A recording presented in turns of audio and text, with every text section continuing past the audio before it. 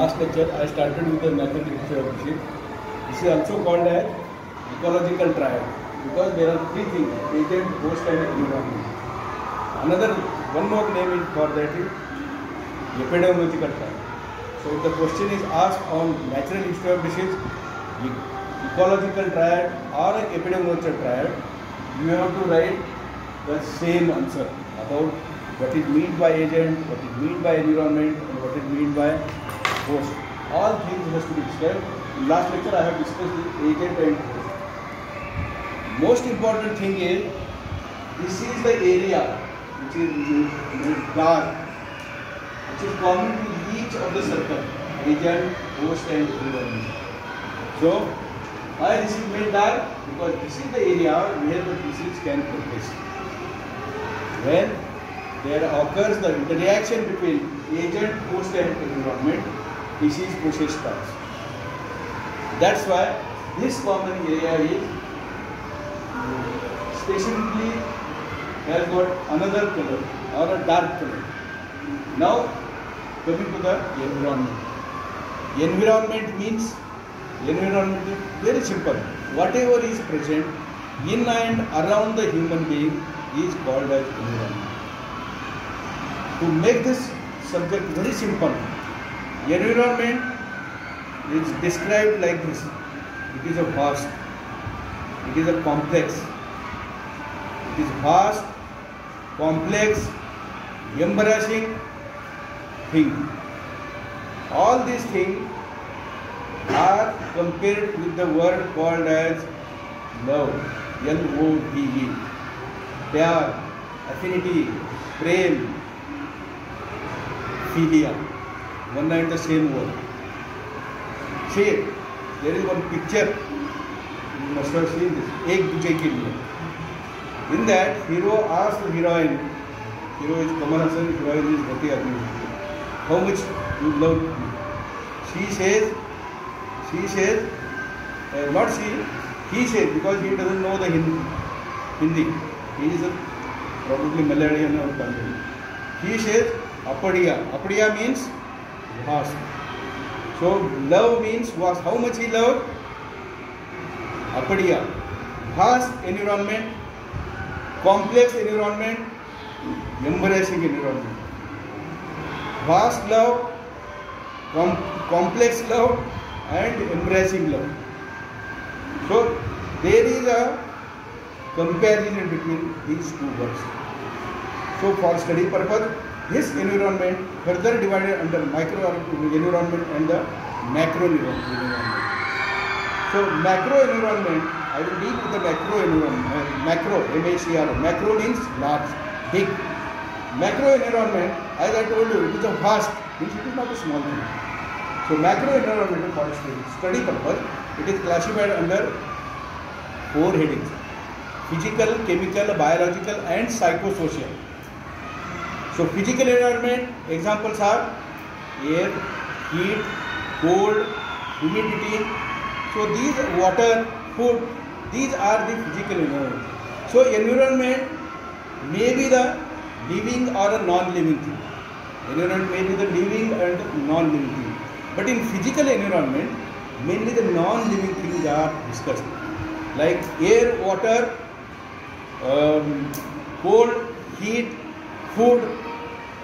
And when all these come in contact with the human being, what happens is air becomes polluted, water becomes polluted, food becomes polluted. If radiation is there, the radiation, radioactive substance has got a special effect, bad effect on the chromosome, leading to the chromosomal translocation, and that may lead to the infertility or a cancer. So this is about the physical environment. Now the biological environment. Biological environment, here is the living things. And again living things are 5. Bacteria, fungi, protozoa, helminth, one more is there, viruses. So these are the 5 things which are described under the headings of biological environment. Third is the chemical environment. Means there are many chemicals which can be inhaled from the environment and they may produce the respiratory tract infection. If the person is working in the chemical factory like paint, that the labor is constantly in contact with the chemicals which are present into the paint. If they are continuously having the friction or a contact with the skin, he may develop the skin cancer. So this is about the chemical and the gases. Fourth is psychosocial. Psychosocial environment means wherever the person is working, human being always live in the society. Social. So human being is a social animal. So alone cannot live. Human being alone cannot live.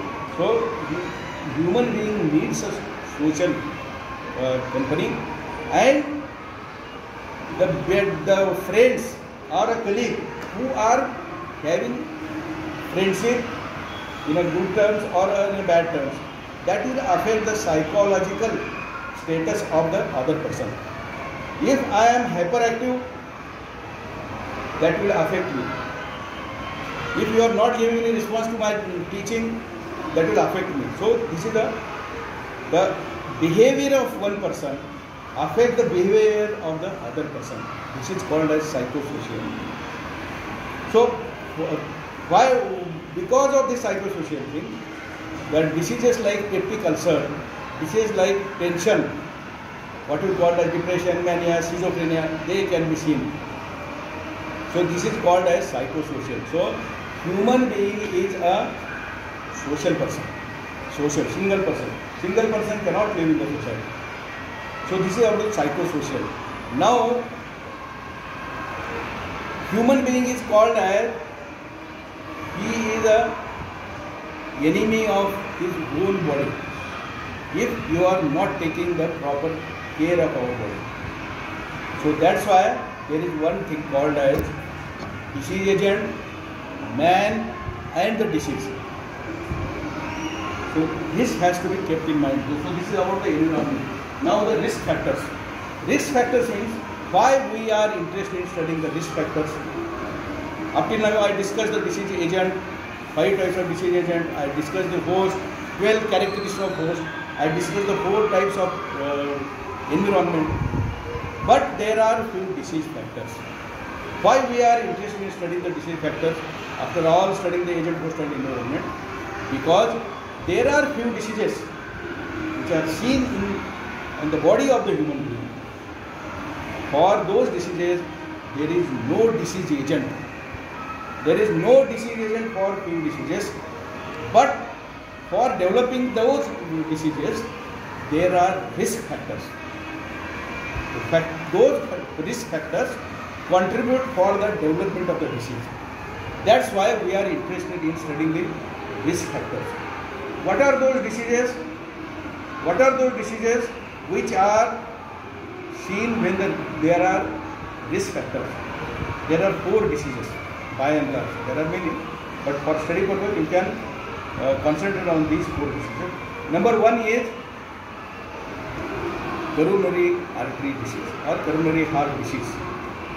For heart disease, there is no disease agent, but there are risk factors like smoking. And this smoke of a cigarette or a bidi contains the chemical agent, which can cause the heart disease. So smoking increase cholesterol, increase blood pressure, increase obesity. All these factors are called as risk factors for coronary artery disease or heart disease. So diseases like coronary artery disease, mental illness like depression, mania, schizophrenia, psychosocial disturbances, then the cancer and the peptic ulcer. For these 4 diseases, there is no specific disease agent, but disease risk factors are there. So I discussed about the coronary artery disease or heart disease risk factors for heart disease. Now what are the risk factors for what is called as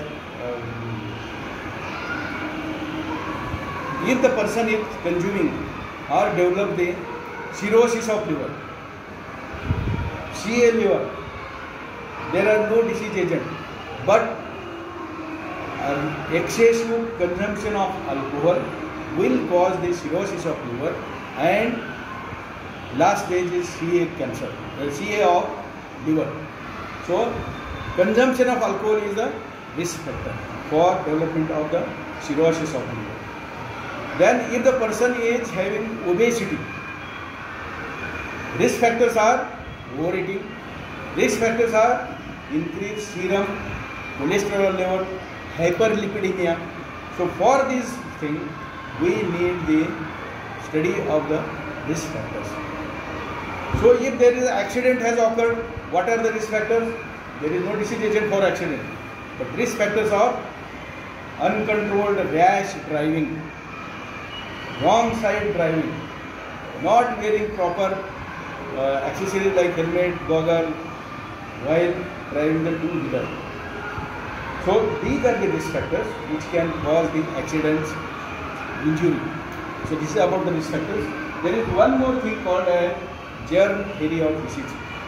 Germ theory of disease. Germ means maybe any microbacterium, maybe bacilli, viruses, protozoa, helminth or fungi. So there is what is called meant by germ theory of disease. To study the germ theory of disease, you must know the name of the Louis Pasteur. The Louis Pasteur in the 18th century, maybe in around 1820, first time in 1860, Louis Pasteur gave the theory that when there is water is stagnated water, collected water, in that water germ, bacteria, they develop. That's why this is called a germ theory of disease. First time Louis Pasteur in 1860 gave the published the paper that if the water is stagnated, the bacteria can develop in that water and water becomes polluted. From there the era of bacteriology started. Then in 1877, first time he discovered the anthrax bacilli. In 1877. In 1883, he discovered the Vibrio cholera bacilli. In 1884, he discovered the diphtheria, Corynebacterium diphtheria. So the bacteriological era started after 1860. But before that, this germ theory of disease was accepted. What this says? This germ theory of disease says that there is a one-to-one relation between the organism, specific organism, and development of the disease. For example, Mycobacterium tuberculosis, when infect the human being, it will develop the tuberculosis. Very simple. Lactobacterium tuberculosis bacilli, if it enters into the body of the human being, it causes tuberculosis. But this was the theory, one-to-one theory or a germ theory of disease was accepted. But now we don't accept the germ theory of disease. So single bacilli causing the particular disease, that was accepted previously. But now there is another theory called as multifactorial theory. Means for development of a particular disease, not only the bacilli is responsible, but other factors like, example, if the tuberculosis is there, Mycobacterium tuberculosis, bacilli causes TB. But other factors like the person who is living in the slum area, person who is a poor, person who is malnourished person who is having the ill ventilation in the house, all these factors helps for the development of the tuberculosis. So tuberculosis has got a multifactorial theory.